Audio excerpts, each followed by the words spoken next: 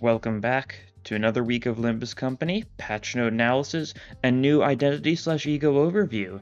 This week we're getting the time-killing time event alongside two identities and a single ego in order to accompany it, and just a lot of information on the event itself, and of course a lot of bug fixes as well. Let's just get straight into it, shall we? As usual, we start with the simplest of the IDs, the 2-star, that of course being the District 20 Eurodivier, Ryoshu. 담배 한 갑에 굴창나서 다섯? 그딴 소리를 하는 거 보니 네 놈머리에 나스가 빠졌나 보고.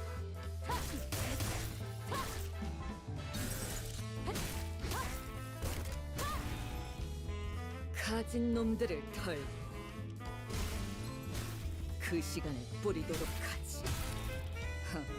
실컷 찍어라. 이왕이면 흩뿌린 피가 잘 담길 수 있겠지. Eurodivier Ryoshu, 2-star, Tremor ID. As expected, the Eurodiviers are Tremor focused. All the stuff we're getting in this update is very Tremor focused.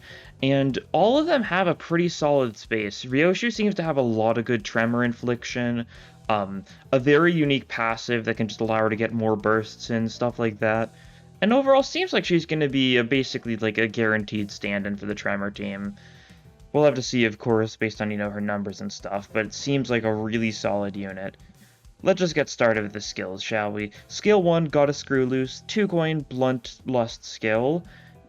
On use gain Tremor count, this sure is a self-Tremor unit. It's been a little bit since the last self-Tremor unit. These two new Eurodivier IDs are, and that's alright.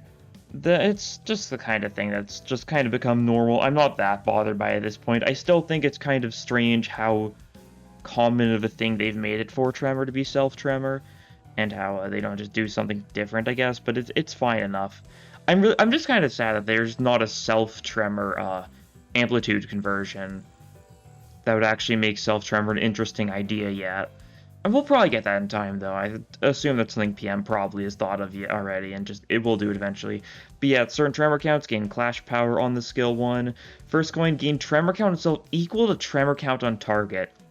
It's definitely going to be capped. There's no way there's, uncapped. Maybe it'll be, 5. I don't know, that still seems like a lot. This is a very strange thing for this coin to do. Because without the cap, we've got no idea how strong it is, but it's going to be a low cap. It's not going to be insane Tremor count gain. But it seems like her skill 1's going to do a pretty good job of building her a lot of Tremor count, which makes sense because she's actually got a couple options of what to do with her Tremor on self. And the second coin inflicts a little bit of Tremor count onto the target, which is just nice. She's got Tremor count infliction on both her skill 1 and 2, so she'll be good at maintaining Tremor count. And Tremor count is going to be very necessary to stack, even more so than before, but we'll have to get to the Faust Ego before we understand fully why. Then skill 2, Compression Wind of Spanner, 3 coins, Sloth Pierce skill. On use, gain Tremor count once again. At X plus Tremor count, gain Clash Power. And at X plus Tremor count, gain Coin Power. Second coin inflicts Tremor count on hit. And then, so the third coin here, consume Tremor count itself, inflict the same amount of Tremor count on the target. If I had to guess, it's probably going to be like a 5 cap on this one. Don't think it's going to be to the same level as Molar Boatwork Sinclair. And this isn't the only thing that Ryoshu can spend Tremor count on. So it's a little bit of a trade-off. I don't think it's going to be literally all of her Tremor count on self, but this is going to be a pretty good way to set up a lot of Tremor count onto a target. We'll have to see, of course. But then the skill 3 has a completely different use for Tremor count as well. Percussive Maintenance, 3 coin Gluttony Pierce skill. Gain Tremor count, consume a Tremor count on self to gain coin power. And if the target has enough Tremor, you also gain a little bit of coin power additionally. So you build up Tremor mainly with your skill 1, it seems, and then you can either skill 2 to gain some but probably lose more than you gain in order to get some Tremor count to the target, or you can skill 3 in order to just get a strong attack off and potentially have a lot of coin power if you play it right. First coin inflicts Tremor, second coin inflicts Tremor. You may have noticed that her first two skills don't have any Tremor potency infliction. Her skill 3 is the only one that inflicts Tremor potency. Should be fine, though, because if you're running a full Tremor team, the other people should be able to manage the potency themselves for the most part. And then third coin, trigger Tremor Burst and reduce target's Tremor count. Shouldn't be too big of a deal. It's probably going to be like only a 1 or maybe a 2 Tremor count reduction. You really don't see super high tremor count reductions unless it's a skill that has like a bunch of bursts on it, or Slosh Mail, but we don't count her. We don't claim her as part of the tremor team after all. Moving on, defense skill, guard, sloth, block skill. Unused can shield HP based on tremor count on self. That could be nice, I guess. There's not too much to say about defensive skills most of the time. But moving on to the passive, which is really interesting.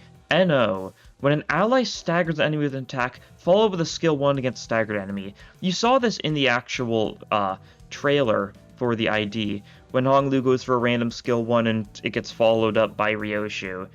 Before the actual identity reveal stuff from today, I assumed that it was going to be something that her guard does. I thought the guard would make it so if, an ally staggers a target, then she gets a follow-up attack. But no, it's just something her passive does. And based on the trailer, there was no resonance or anything going on there, so this is probably an owned passive, which means this skill 1 reuse is going to be super easy to get off. A couple things also mentioned here. Multiple enemies are staggered at once, target the enemy with least HP, and when using a skill 1 of its effects, the unit gains more tremor count from its coin effects and triggers a tremor burst with the last coin on hit. This is going to be something that sounds super free to do, and there's no worries whatsoever. You're going to go for a skill 1 on the target, but they're going to be staggered or anything, which means I can't imagine a situation where the skill 1 is going to be at a bad time unless you don't want to kill someone too soon or something like that, which really doesn't happen too much in Limbus, I feel like.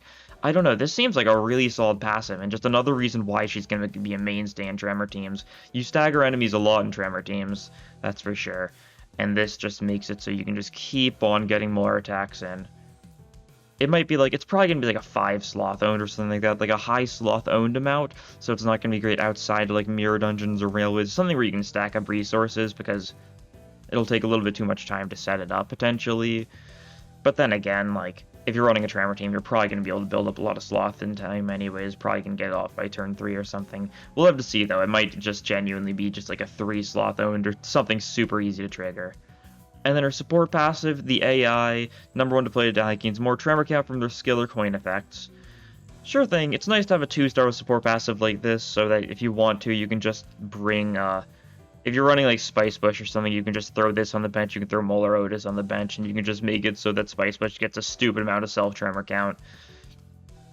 It's fine. But yeah, that is District 20 Eredivisie Ryoshu. For a 2-star, she's got a lot going for her. I wonder what the catch is going to be. She might be, maybe just bad at rolling clash or something, or maybe her skill 3 Tremor Burst is going to be really bad for tremor count. We'll have to see. I guess she doesn't have an insane amount of Tremor Burst, which is her big downside. But with that passive, she's going to be getting an additional Tremor Burst basically every turn in normal fights, and occasionally less frequently in stuff like Focus Encounters, but still pretty good. And also, because it's the 2-star, you get this from the event currency. We'll see a screenshot later on, but you need 500 of the event currency to get this ID, so it's going to be free for basically everyone, as long as you do a little bit of playing the event. So that'll be really nice. But yeah, super cool ID. But enough of the 2-star, let's move on to the 3-star. Also Eredivisie, this time it's the 3-star and it's Honglu. 여기가 살인 사건 현장이군요.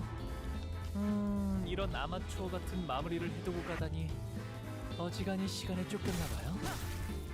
자, 나를 범인이라고 생각하고 여기서 있었던 일을 천천히 상상해보면 것도 되죠. 결국 진상을 파악할 수 있겠죠? 그럼 다음 타겟을 설정해 볼까요? Eredivisie is a singular, isn't it? I keep on mispronouncing this. Eredivisie Honglu, another Tremor unit, very similar to Ryoshu in basic turns, Tremor, self-Tremor, stuff like that, but he's got a fair bit of his own stuff, including an entirely new gimmick for Tremor that's also present on the Faust E.G.O when we get to there. So, skill 1, deduction start, 2 coin, gloom, blunt skill, gain tremor count, certain tremor count, gain coin power, inflict tremor with the first coin, inflict tremor count with the second coin. Absolutely, most standard skill 1 you could get with a Tremor ID, I think. Every little bit of potency, a little bit of count, and also just a little bit of self-count as well, and synergizing with self-count to potentially gain a little bit of coin power. Pretty standard. Skill 2, Morph Cane Technique. 3 coin Sloth Pierce skill, also that name just means that his weapon is a cane, but also like can turn into like the weird mechanical scythe thing he's got going there, which is funny for the aesthetic. Unused target a certain amount of tremor, gain clash power, gain tremor count. At certain amounts of tremor count, gain coin power. Once again, simple stuff. First coin gains tremor count on hit, as long as you don't lose any coins in the clash, which just means you're going to gain even more tremor count on self. Second coin, inflict tremor potency. And then third coin, target a certain amount of tremor, trigger tremor burst, and reduce the target's tremor count. Pretty similar to like the Molar IDs skill 2s, I think. Molar Otis especially, where she's got a tremor burst on her skill 2, but only if the target has a certain amount of tremor on them. Or is that Molar Yi songs? I can't get them straight, honestly. But something similar to that, right? It's a tremor count, but only if the target has built up tremor already. It's nice to get more tremor bursts. But then the skill 3, you're the culprit. 4 coin Gluttony Pierce skill, gain clash power for every tremor on target, add a certain amount of tremor count on self, consume a certain amount of tremor count to gain coin power. And of course, consume X tremor count on self to gain coin power if you have enough of it. What it's saying there is if you don't have as much tremor count to gain the certain amount of coin power, you can consume a little bit of your tremor count to gain a little bit less coin power, but if you got the full amount, you can gain a bunch of coin power. But first coin here, if this skill consumed tremor count and used trigger amplitude entanglement into tremor reverb. And amplitude entanglement effectively allows you to get multiple tremor conversion types at the same time temporarily. Take a look at it on the side here. Confirm the entangling tremors effect on target's tremor type under tremor superposition. For example, if you say used Otis Binds and had tremor fracture onto a target, and then used this skill 3 here, you'd be able to amplitude entanglement them together to have both active at the same time for the length of the turn. However, you need to be a little careful here because if you turn end convert into tremor. So this is a temporary thing. After the turn, it'll go back to perfectly normal tremor by the sounds of things. So it's a one-turn effect. If you want to just fully burst down an enemy, you can get one of these amplitude entanglements off, get a bunch of things. It's not specified if you can have 3 tremor types at the same time with this, but you might be able to because there's also an amplitude entanglement with Faust. We'll have to see for sure, though. I don't know. But then, even if we look at the rest of this guy's kit, second coin, trigger tremor burst, and reduce target's tremor count. Third coin, skill consume out a certain amount of tremor count, trigger tremor burst, and reduce target's tremor count. Fourth coin is skill consume a certain amount of tremor count to use trigger tremor burst and reduce target's tremor count. If this unit consumed less than X tremor count, trigger tremor burst on self after activating the above effect. So it's a 3 tremor burst skill 3, simple enough as long as you play it right. And if you use it a little bit more soon than you were supposed to, didn't have enough self tremor, you will trigger tremor burst on self. Now there's no self tremor potency, so there's not really a reason for the self tremor burst. It's supposed to be a downside, but it's a very nothing downside. Unless you're actively fighting against tremor units, like probably the event enemies are going to be tremored most likely, and have potency on yourself from just being hit by them or something. I don't know, it's a weird effect. But yeah, very strong skill 3. Another way to get tremor reverb beyond just needing his ego, so that's nice. And it can be very much more beneficial to go for this ego, or go for this skill instead of the ego to get the tremor reverb off, depending on the situation at hand. Also could be a downside though, since it will clear the current amplitude conversion type. Moving on to the defensive skill, weight, block sloth skill, gain shield HP based on tremor count on target. We have in fact gotten 2 more block defensive skills on tremor teams. We'll be getting evade tremor unit maybe one day. And then of course passive. Vibroweld Morph Combat Cane Unauthorized Invention. Yeah, that's a name. Gain damage up to equal the number of times this unit trigger tremor burst next turn. This screams Sloth Resonance passive to me, without a doubt. Very similar to just something like... I don't know, I guess you could say it's similar to something like Dijianglu, right? But I think this is almost certainly going to be Sloth Resonance. I suppose we'll see, but it's just a straight up damage up, so it checks out. And then support passive in the Culprit Shoes. The number 1 deployed enemy triggers Tremor Burst with skill or coin effects. X% chance to trigger another Tremor Burst, because, you know, why not? It's a funny effect. And of course, it's a funny passive name too, since, you know, he's fully detecting. A lot of the skill names for these units are pretty funny, especially for Hong Lu. But yeah, that's his entire kit. There's a lot to it. Amplitude Entanglement is a very weird effect. I like it a lot, though. It'll do a good job of just making it so you can get a super strong turn off if you can make it set up in time. Hopefully this unit's going to be decent for speed, so that you can get it off relatively early into a turn. We'll have to see. There's nothing that says that like he necessarily will be. There's no haste gain or anything. Might have been nice if he did have that sort of stuff for this effect. But we'll have to see, right? But anyways, let's take a look at the E.G.O now. It's a VOV E.G.O, and it's an insanely stupid one. Faust Everlasting, everyone. 당신에겐 제가 어떻게 보일까요? 시간이 태어가는 그 답이 있을까요?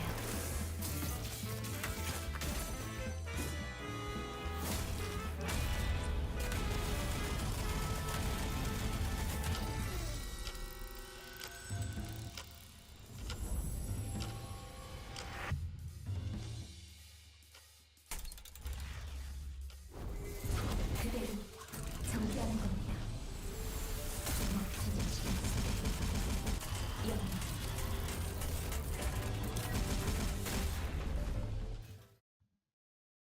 Okay, this is a stupid E.G.O. I'm just gonna say this. It is very funny. Let's just get into it, shall we? It's a Tremor E.G.O. You're supposed to use it with Regret Faust, most likely. 4-coin Awakening E.G.O. Sloth Blunt, that sort of thing. It's probably gonna be super pricey. Its target speed is slower than units, deal more damage, at a certain amount of resonance, inflict tremor potency based on the resonance, and if you get a big Sloth absolute resonance, you also get a bunch of count infliction. It might be a lot, though. It's going to need to be a lot to balance out what's going on here. And for X turns, lose YSP at turn end, similar to the recent VOVs. It's just a one that costs a bunch of SP for a while. Wouldn't be surprised if this one's going to be really rough on SP, because it feels like it should be for balance. Okay, first hit inflicts a little bit of tremor and tremor count, and triggers amplitude entanglement into tremor everlasting. This is why amplitude entanglement matters. You're supposed to get everlasting going at the same time as reverb, because tremor everlasting, when hit by skills or coin effects that trigger tremor burst, tremor potency on self, % chance to trigger an additional tremor burst. Now, the question is, will this be capped? Because if not, you stack someone to 99 tremor potency, and they're guaranteed basically to have 2 tremors every time you tremor them. But that's not all. When hit by skills or coin effects that trigger tremor burst, tremor count on self, % chance to trigger an additional tremor burst. If you have an enemy at 99 tremor and tremor count, which isn't very likely, don't get me wrong, and if it's actually uncapped, that means every time you burst tremor, it's going to be 3 tremor bursts, which means that this E.G.O will have 12 tremor bursts on it if this is how it works. I'm gonna hope it's capped. I'm gonna assume it's capped. If not, though, I honestly, if it's not capped, I really hope it's not, because this is gonna be so insanely stupid. And yeah, otherwise it's normal tremor. All the stuff below that stuff is just more normal tremor stuff. This is stupid. I can't get over this. Will it be capped? Maybe, maybe not. I don't know. But yeah, looking back at the E.G.O itself, first coin tremor burst, reduced tremor count by assumably just 1, but maybe 2.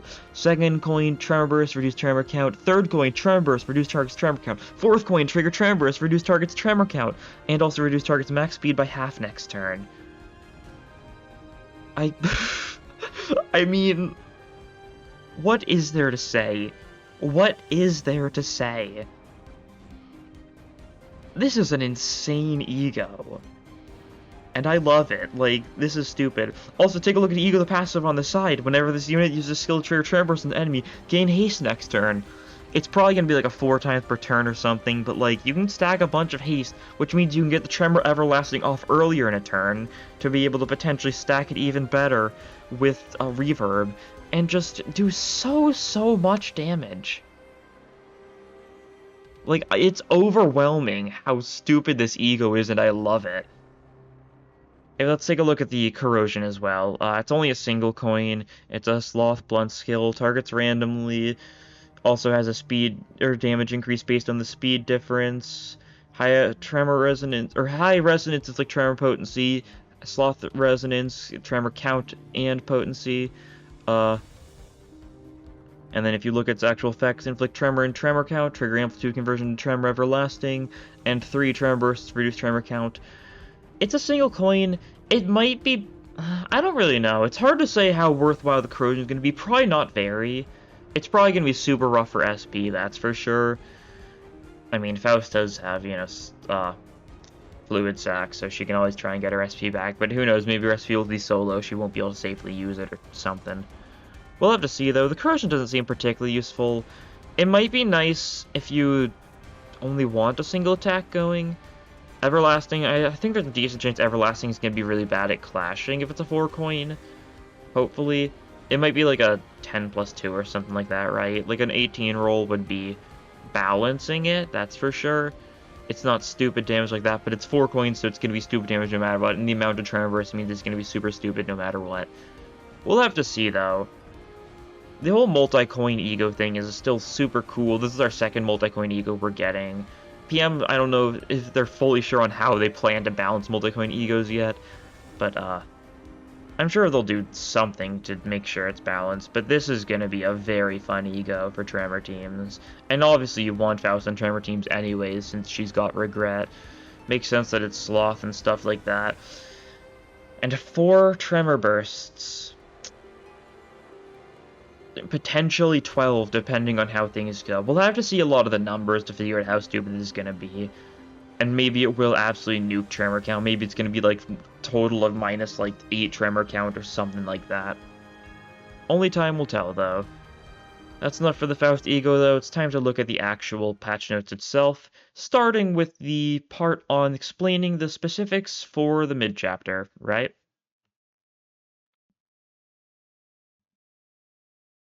Greetings, dear manager. Normal enough stuff. Normal update time. All that sort of thing. Requirements. Clear main story update. Clear main story 648, so you just gotta beat Kanto 6. During the event, you earn pocket watches by clearing the event stages in Mirror Dungeon, and can redeem them for a bunch of rewards. Same as they've been doing for the recent stuff. So event gameplay, you obtain pocket watches for doing things. Final stage of time killing time is a repeatable dungeon similar in progression to a Mirror Dungeon. This means that we're probably going to be going against the distortion or going to need to go inside of their mind in the end. We'll have to see for sure. Maybe they're going to have some other weird reason we're going into a dungeon, but it's probably going to be a similar thing to the previous dungeon, including events. Common encounters of time killing time. So the mirror dungeon, or the dungeon for time killing time, it's a little different. No starting EO gifts. Instead, the very first node, you can gain a large quantity of cost via mirror dungeon event. So what this sounds like, the very first node, I think you're probably going to be given a option. You can either get maybe like some sort of random buff, maybe you can get a bunch of cost, something weird like that, right? I think you're going to have a choice at the beginning of the run. Through an event, you're basically guaranteed to get at the start of each one. And it's probably going to be tied to like the actual like story going on. Like there's probably a reason for it, we'll have to see. And then the shop is going to be the second nodes, and then after the shop you'll get to the normal stuff. It'll be a normal enough shop. There'll be a rest stop immediately before the boss encounter, and there's also going to be a shop before the boss encounter. Standard stuff like that. There's no encounter reward cards, and time killing time will have unique mirror dungeon events, of course. Common encounters, a bunch of those above changes will also be applied to the health check and yield my flesh came their bone dungeons. The starting EU gift selection will be fine, but we'll have to see. So they're going to be changing health chicken and bamboo cam mirror dungeon or dungeons as well, which isn't something that matters too much. But for someone who's still going through the game, this means they'll have a slightly different time. They've changed like the event dungeons so much. It's kind of hard to track. Like, they keep on changing it. There's some things that they're similar to Mirror Dungeon, some things they're not similar to. It keeps on changing, because Mirror Dungeon changes a bunch, and they try and update the event dungeons as well, but it kind of feels weird a lot of the time. So, Mirror Dungeons, you can see there, you start with a fancy node, you get a shop, and then a bunch of things happen, and you can see that there's little, events and stuff. It's standard enough stuff's going on there. Just unique icons for a lot of things, and a cool looking background, of course.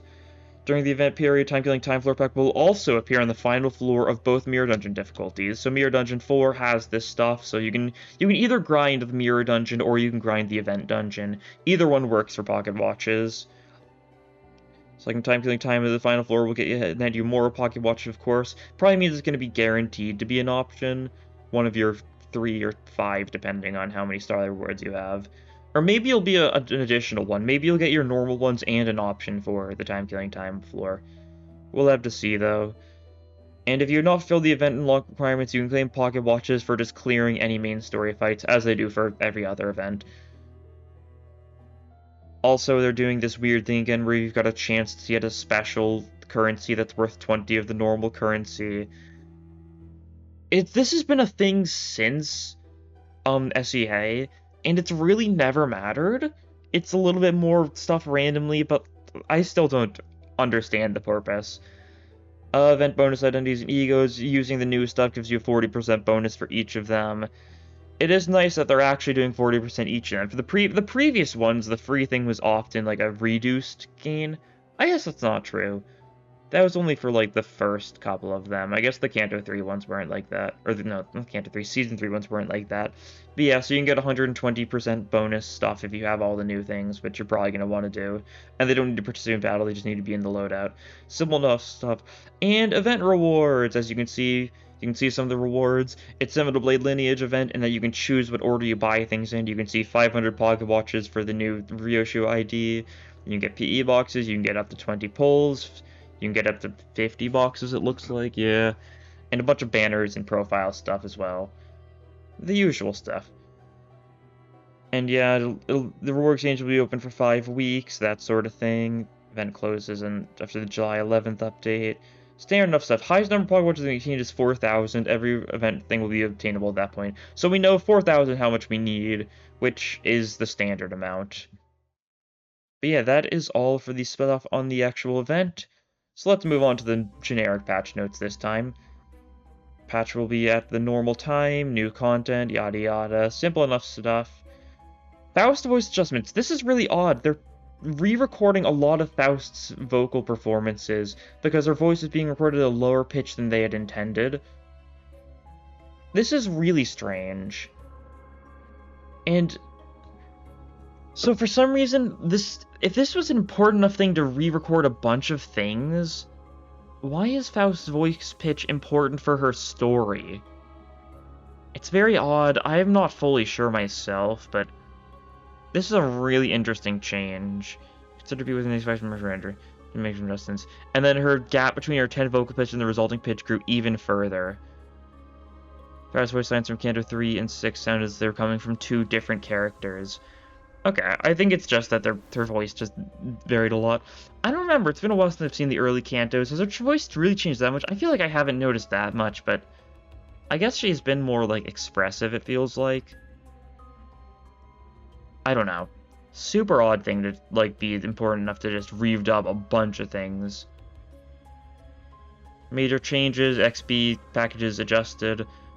Yeah, if you bothered. I don't know. If you really want to spend money for level tickets, good for you, I guess. But they're just removing level boost tickets and just getting the same amount of normal level tickets. Just because it's technically better that way. Bug fix improvements. A lot of bug fixes this time. Adjusted charge barrier stuff so that it works properly. Fixed an issue where... Yeah, okay, so they've finally fixed the issue with ADD Heathcliff. This has been around the entire time, I think, where the corrosion gives 20 charge instead of 10 for some reason. They're finally fixing that. Otis Ego Binds was being weird.